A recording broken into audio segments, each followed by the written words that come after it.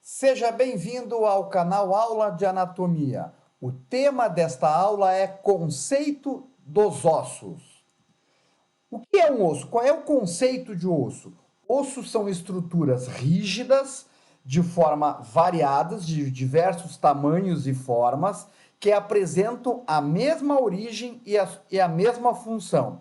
Em conjunto com as cartilagens, eles vão formar o esqueleto, basicamente, dos animais vertebrados. Eles têm uma coloração branca, né? Muitas vezes nos laboratórios de anatomia nós não vamos mais ter esta coloração branca do osso, mas isso é por uma questão do laboratório não conseguir manter a mesma cor íntegra do osso, que é branca, né? Isso é uma característica bem importante. O osso tem a coloração branca. Aqui numa cirurgia vocês estão vendo basicamente como o osso é branco. Um outro elemento importante neste conceito de ossos, ele é uma forma especializada de tecido conjuntivo, cuja principal característica é a mineralização, cálcio. Mais de 90% de todo o cálcio do nosso organismo está armazenado nos ossos. Então a gente pode fazer uma relação afirmando que a nossa poupança de cálcio está nos ossos. Os ossos é o grande reservatório de cálcio do nosso organismo. Agora passamos a algumas características dos ossos. Principal elemento, a composição. Qual é a composição dos ossos? 50% é água e 50% sais minerais, entre eles cálcio, magnésio.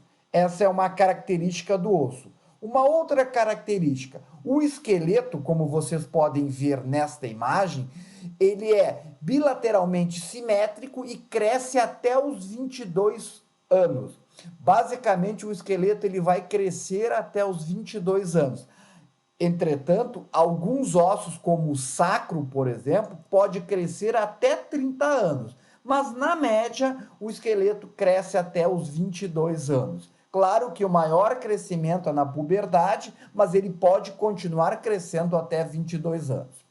Na posição ereta, como vocês estão visualizando nesta imagem, cada quadril, aqui está o osso do quadril, ele vai suportar metade do peso corporal. Então, metade nessa articulação sacroiliaca, 50% do peso está aqui, 50% do peso está no outro quadril. A forma. Qual é a forma e as estruturas dos ossos são afetados por basicamente alguns fatores, entre eles fatores genéticos, mecânicos e metabólicos. Vamos primeiro para os fatores genéticos, como vocês podem visualizar nesta imagem, né? As doenças genéticas, aproximadamente existe mais de 400 tipos de doenças genéticas que vão afetar a forma dos ossos, né? Só para ter uma relação, a cada 10 mil nascimentos, 3 crianças vão ter problemas genéticos, vão ter alguma doença genética. As doenças genéticas mais comuns é a condroplastia e a ortogênese imperfeitas. Essas doenças vão alterar a forma dos ossos.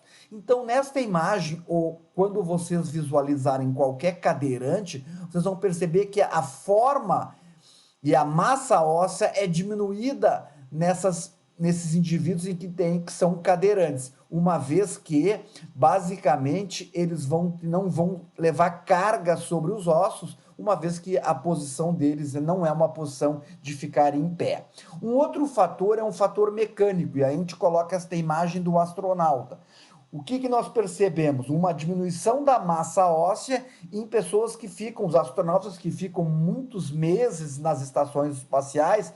Quando eles retornam para a Terra, nós precisamos fazer uma série de exames. Por quê? Porque eles têm a necessidade e a perda da massa óssea. Por quê? Pela ação da gravidade. Como a gravidade é zero, é nula, eles não jogam carga sobre os ossos. O próprio fato de caminhar está jogando um efeito mecânico aos ossos para ele suportar o peso do corpo como nós falamos no slide anterior. Como não tem esse efeito, há uma diminuição da forma e na diminuição da matriz óssea, da massa óssea desses indivíduos. E o último elemento é o elemento metabólico. Então, aqui vocês têm um indivíduo normal, com 40 anos, um indivíduo com 60 anos, que pode começar a apresentar uma osteopenia. O que é uma osteopenia? É uma condição relacionada à perda da massa dos ossos. Ocorre de forma gradual, mas ela pode evoluir para uma osteoporose.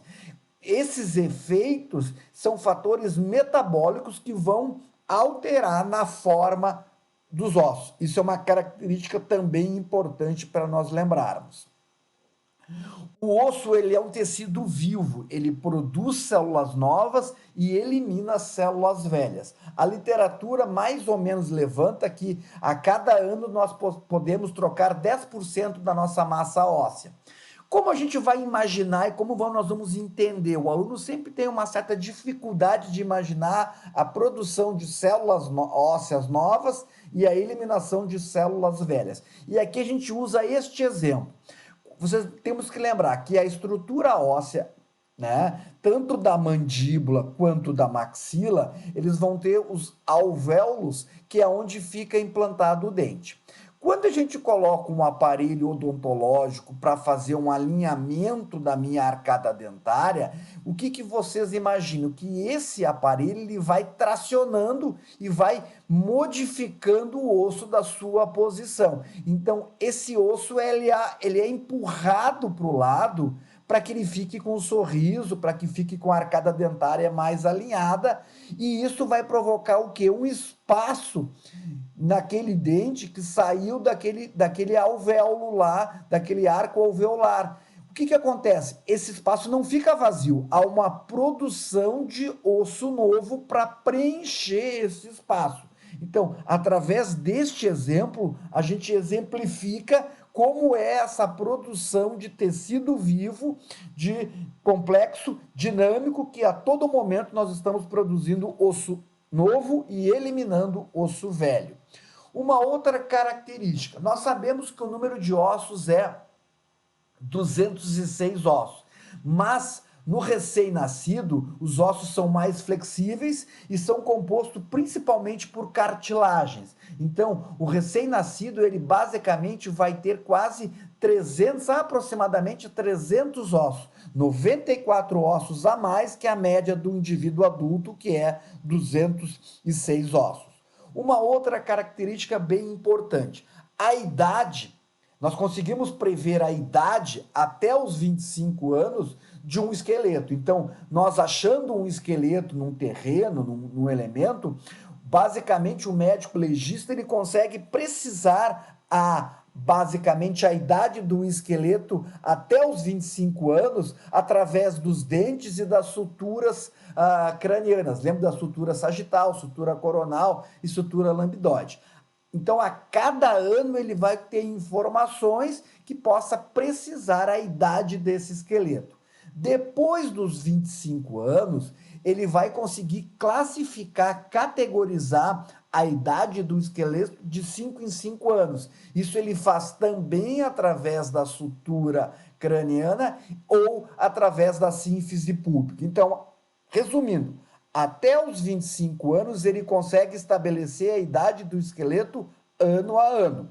Após o 25, de 5 em 5 anos. Então, ele consegue definir, esse esqueleto tem na faixa dos 30, 35, 40, 45 anos. O sexo do esqueleto também ele é possível identificar. E é fácil de nós identificar o sexo do esqueleto, principalmente se é pós-adolescente. O osso da mulher ele é menor, mais fino na comparação com os homens. E um outro elemento que a gente pode estabelecer é através da sínfise púbica. Quanto maior esta angulação, maior a chance de ser masculino o esqueleto. Quanto menor a angulação, maior a chance de ser feminino. Ou, com essa informação, os ossos da mulher são menores e mais finos, mais delgados na comparação com os homens. Isso, na média, a gente consegue estabelecer a idade do esqueleto e o sexo do esqueleto. Só lembrando que precisa ser pós-adolescentes, porque daí os ossos já têm essa diferenciação em função dessa questão de tamanho e de finura, de ser mais grosso ou mais fino. E uma outra característica importante, aqui vocês têm uma imagem do osso jovem e do osso adulto. No osso adulto, vocês não estão encontrando essa placa epifisária aqui, o que nós contemos aqui na estrutura do osso do jovem.